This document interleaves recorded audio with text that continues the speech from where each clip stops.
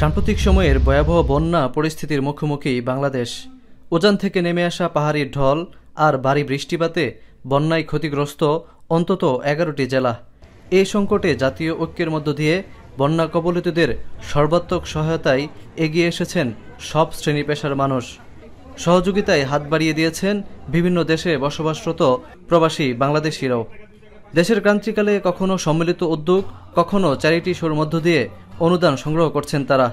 দেশটিতে বাংলাদেশি অধ্যুষিত সব এলাকায় চলছে প্রবাসীদের উদ্যোগে অনুদান সংগ্রহ কার্যক্রম।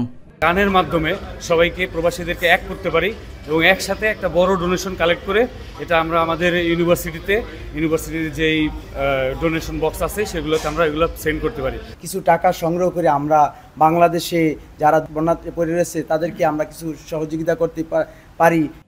দেশের যে কোনো আপৎকালীন সময় কিংবা দুর্যোগ পরিস্থিতিতে অবদান রাখেন প্রবাসীরা। এবারও তার ব্যতিক্রম নয়। মানবেতর পরিস্থিতির মুখোমুখি দেশের সাধারণ মানুষকে সাহায্য করতে নিজেদের নিয়মিত কাজ ফেলে অনুদান সংগ্রহে কাজ করছেন তারা। একই সঙ্গে বৈধ পথে রেমিটেন্স পাঠাতেও প্রবাসীদের আহ্বান জানাচ্ছেন তারা।